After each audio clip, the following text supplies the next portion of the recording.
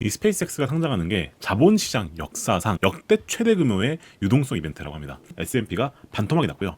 나스닥은 무려 80% 가까이 빠졌습니다. 주가 비율이 얼마냐 했었을 때 자그마치 95배에 달합니다. 이건 뭔 말이냐면은 네, 안녕하십니까 여러분. 현명한 투자의 길잡이 제임스입니다.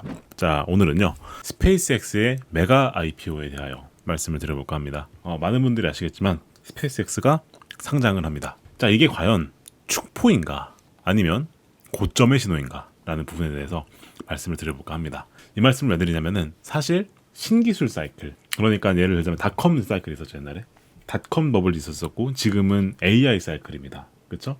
AI 버블이냐 아니냐 논쟁이 심한 단계에 있는데요. 보통 그러한 신기술의 발전 단계에서 나갔던 메가 IPO는 통상적으로 고점의 신호를 익히기 때문에 그렇습니다. 자, 왜 그렇게 생각하는지, 그리고 이와 관련해서 월가에서 어떤 얘기들을 하고 있는지 빠르게 짚어보도록 하겠습니다. 일단 스페이스X가 상장을 하는데요. 이 스페이스X가 상장하는 게 자본시장 역사상 역대 최대 규모의 유동성 이벤트라고 합니다. 이게 사실 역대 최대 IPO 기록을 이번에 갱신을 했습니다. 지금까지 역대 최고는 아람코였어요. 사우디의 아람코라는 석유 회사가 있죠. 그게 상장했던 게 IPO 역사상 가장 큰 IPO였었는데 이번에 상장하는 스페이스X는 규모가 그것의 3배 이상 규모입니다.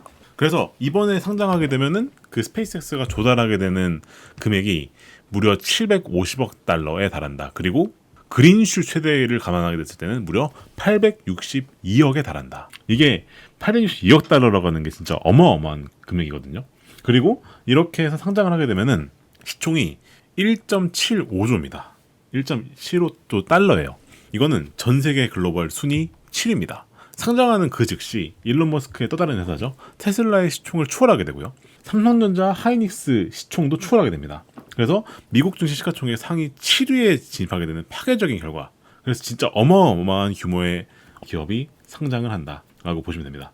그래서 이 IPO를 놓고 지금 현재 월가에서는 매우 치열한 논쟁이 이어지고 있습니다. 이게 새로운 슈퍼사이클의 시작인가, 아니면 마켓의 고점을 알리는 매우 강력한 선행지표인가를 놓고 말이죠. 자, 그렇게 얘기할 수밖에 없는 이유 몇 가지를 보겠습니다. 일단 스페이스X 자체를 제가 놓고 보겠습니다. 이 스페이스X의 자체 매출을 보게 되면은 성장이 빠른 건 맞는데 이 스페이스X가 현재 지금 내고 있는 적자가 천문학적인 규모의 적자다라고 얘기를 합니다. 재무제표를 보게 되면요, 작년도 기준으로 매출이 186.7억 달러였습니다. 근데 누적 결손금이 얼마냐? 413억 달러입니다.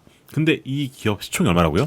이 기업 시총이 무려 1.75조 달러입니다. 이거를 저희가 PSR이라고 하죠.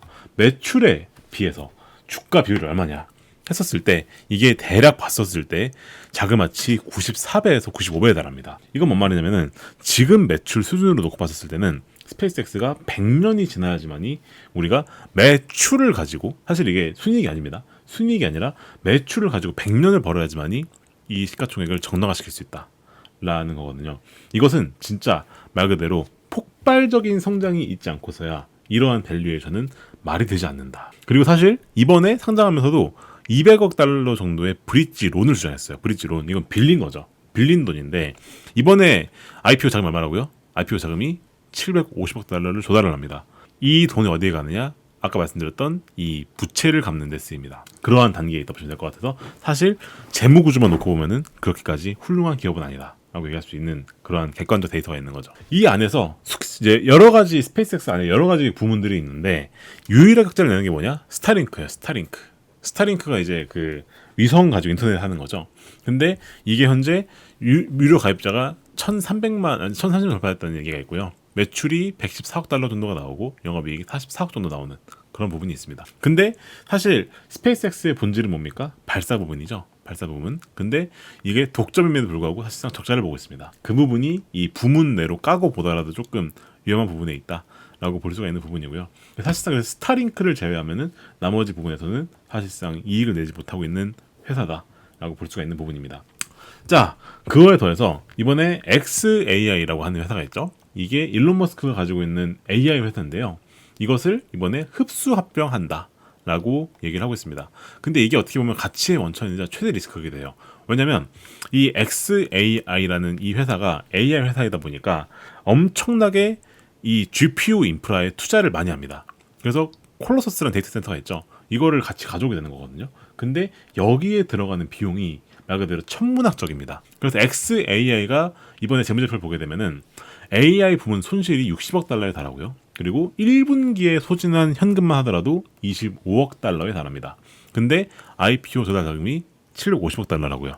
그죠? 그러면 대부분의 현금이 아까 말씀드렸던 이 부채를 갚는 데 쓰이고, 그리고 XAI를 인수하게 되면은 가뜩이나 지금 현재 회사가 내는 매출이 나는 부분은 스타링크밖에 없는데, 그리고 발사 부문에서 적자를 보고 있는데 플러스로 XAI까지 합병을 한다 하면은 얘네도 돈을 못 벌고 있고, 심지어 데이터 센터를 짓느라고 지금 돈을 엄청나게 쓰고 있는데 말 그대로 적자를 버는 회사들만 지금 다 모아놓은 꼴이 되는 거죠. 근데 미래 가치는 너무나 뛰어난 그러한 좀 말도 안 되는 기업이 탄생을 한다. 그래서 모닝스타에서는 이러한 사태를 놓고 자본 잠식이 될 수도 있다라는 우려를 내놓고 있습니다. 이건 말 그대로 가치 파괴다 경고를 하고 있는 거죠. 자, 그래서 재무 상태만 놓고 보더라도 어떻게 보면 좀 걱정되는 부분들이 좀 많은데, 근데 물론 그렇다고 해서 제가 미래 가치를 부정하는 건 아닙니다. 사실 이 스페이스X만큼 미래 가치를 놓고 봤을 때 기대되는 회사가 없죠. 화성에 가는 우주선을 만들고 심지어 AI도 같이 만드니까요. 심지어 최근에 이 XAI가 만든 그록이라는 AI 모델이 성능이 꽤 괜찮습니다. 심지어. 그래서 그 부분에 대해서 미래 가치가 부정이 되는 건 아니나 현재를 놓고 봤을 때는 너무나 위험하다. 즉 돈을 너무 많이 태우고 있다라고 하는 부분이 우려된다는 것이고요. 그리고 역사를 보게 되더라도 아까 말씀드렸던 것처럼 메가 IPO라고 합니다. 이 메가 IPO가 오는 시점은 통상적으로 사이클의 고점이라고 불립니다. 대표적인 게요. 닷컴 버블 당시 때 1999년도 그리고 2000년도 사이에 엄청나게 많은 기업들이 상장을 했어요. 그걸 저희가 닷컴 IPO 러쉬라고 부릅니다. 그때 당시에 엄청난 상장 많이 했고요. 그리고 이 상장된 기업들의 그 락업이라고 하는 게 있어요. 락업이 뭐냐면은 그 이제 상장된 기업의 그 주식을 기존에 가졌던 사람들 있죠. 그 사람들이 팔 수 있는 시점이거든요. 그게 해지된 시점이 나스닥 고점이었습니다. 그래서 메가 IPO가 지난 다음에 결과를 보게 되면은 S&P가 반토막이 났고요. 나스닥은 무려 80% 가까이 빠졌습니다. 그리고 2007년도 6월 달에 블랙스톤이라는 사모펀드가 했습니다. 이때 당시는 부동산 사이클의 정점이었거든요. 근데 이때도 메가 IPO가 나왔는데 그때도 상장 직후에 서브프라임 2007년도 말에 서브프라임 터졌으니까 그죠? 그게 글로벌 금융위기로 직결됐습니다. 그리고 2011년 5월 달에는 글렌코어라는 기업이 상장을 했는데 이때는 원자재 슈퍼사이클의 마감기였습니다. 이때도 당연하겠지만 이 기업 상장하자마자 11년 뒤에나 상장가 회복을 했고요. 그리고 2021년도에 코인베이스랑 리비안 상장했거든요. 이때가 언제였느냐? 암호화폐 고점이었습니다. 그래서 암호화폐가 반토막이 났고, 그리고 이제 이 리비안 상장 이후로 전기차는 캐즘이라고 해서 말 그대로 이 수요가 공급을 압도적으로 언더퍼폼하는, 즉 공급이 너무 많은 그러한 사이클로 들어가서 전기차는 하락 사이클을 겪게 됐죠. 그래서 학술 연구적으로 보더라도 기록적인 주식 공급의 급증, 그러니까 어떤 특정한 섹터에서의 그 어떤 상장이라고 하는 것은 해당 시점의 고점을 알리는 가장 강력하고 신뢰할 수 있는 선행지표다. 왜냐? 내부자 입장에서, 그리고 초기 VC 입장에서, 즉 이 기업을 만든 사람들, 스페이스X를 만든 일론 머스크나 아니면 여기에 투자했던 VC들은 보통 언제 상장을 하느냐? 유포리아의 극점에서, 즉 사이클의 고점에서 상장을 해가지고 그때 현금화를 하려고 하기 때문에 그렇습니다. 사실 이제 이 사이클의 고점을 가장 잘하는 사람들이 누구겠습니까? 당연하겠지만 그 사이클에 속해 있는 기업체에 있는 사람들이겠죠. 그 사람들이 상장을 해서 주식을 판다. 무슨 뜻일까요?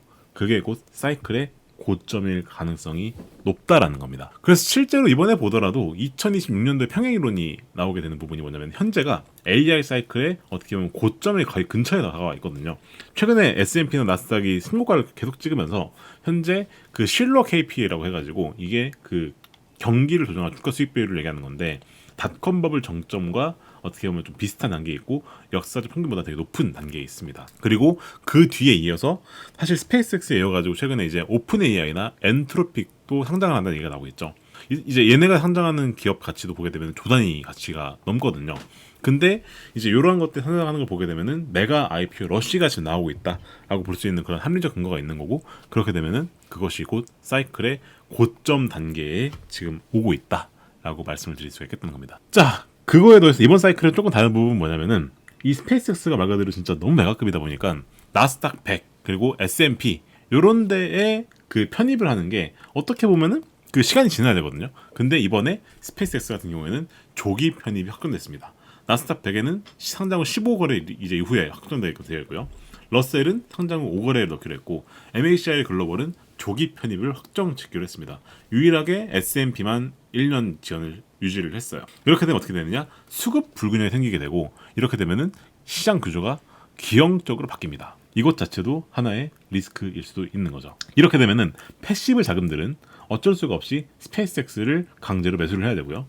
이렇게 되면은 우리가 그 유통 물량 자체가 이번에 상장하게 되면은 실제 유통 주식 비율은 4.2%가 되는데 나스닥에 산정하는 가중치는 10%가 되기 때문에 어떻게 보면은 여기에서 한 번에 유동성 쇼크가 올 수가 있는 이제 그런 부분이 생길 수가 있는 거죠. 그래서 이렇게 되면은 어떻게 되느냐? 유동성이 스페이스X로 급작스럽게 흡수가 되면서 어떻게 될까요? 다른 기업들이 빠지겠죠. 그럼 어떻게 될까요? 당연하겠지만 그것 자체가 사이클의 고점으로 인식이 되어서 패닉 셀링을 막을 수 있는 그런 부분이 될 것이고 그렇게 되면은 이것만으로도 수급이 왜곡을 만들어서 하나의 리스크는 제거할 수 있는 여지가 있다라고 말씀드릴 수 있는 부분이 된다는 겁니다. 자, 그렇고요. 이번에 그 개인에게 배정된 물량이 약 300억 달러 정도가 배정이 돼요. 그러다 보니까 개인들이 이번에 엄청나게 스페이스X에 철학을 많이 했습니다. 근데 이것도 사실 이례적인 일이란 말이에요. 이렇게 된 사례를 제가 지금까지 본 적이 없습니다. 이렇게 되면은 이것도 마찬가지로 방어력이 약한 개인들한테 물량이 많이 갔기 때문에 락업 해제되면은 패닉 셀링에 내가 나올 수 있는 그러한 리스크 요인으로 작용할 수가 있다라는 우려가 월가에서 이미 나오기 시작했고요. 그 밸류에이션 자체만 놓고 보더라도 1.75조라고 하는 진짜 말도 안 되는 밸류에이션을 이번에 받았는데 월가 대부분의 의견을 보게 되면은 보시게 되면은 매수한 의견도 있고 장기 긍정도 있지만 고평가되었다. 과대 포장되었다. 매도 공매도 해야 된다라고 하는 이러한 의견들도 많습니다. 근데 공통적으로 보게 되면은 수수료 수익을 챙기는 주관사 그룹은 되게 낙관적으로 보고 있고요. 근데 이 독립 리서치나 가치평가학계는 파괴적 위험성을 경고하고 있습니다. 그렇죠? 이런 부분들을 놓고 보더라도 약간 좀 쎄한 부분이 있다라고 볼 수 있는 그러한 사실을 여기서 볼 수가 있겠다는 겁니다. 주관사 그룹은 아주 전망을 문샷 내러티브를 보고 있습니다. AI 매출은 100배가 뛸 거다라고 하는 그런 전망도 있고요. 모건 스탠리도 매출 자체가 3.4조로 늘어날 것이다. 오펜하이머도 비슷하게 얘기를 하고 있습니다. 자, 현재보다 매출이 100배가 늘어야지만이 이 밸류에이션이 정당화가 된다는 거죠. 그게 쉬운 일일까? 라고 생각을 해보면 그렇게 쉬운 일은 아닐 것 같다는 게 제 생각이고요. 비관론을 보게 되면은 지금 밸류에이션은 PSR을 넣고 보면 말이 안 된다. 이런 부분에 대해서 상당히 많은 이런 부분들을 우려하고 있고 심지어 한 헤지펀드는 공매도를 미리 예고했습니다. 이런 부분들도 현재 시장에서 나오는 노이즈들이다 라고 말씀을 드릴 수가 있겠다라는 거죠. 자, 결론입니다.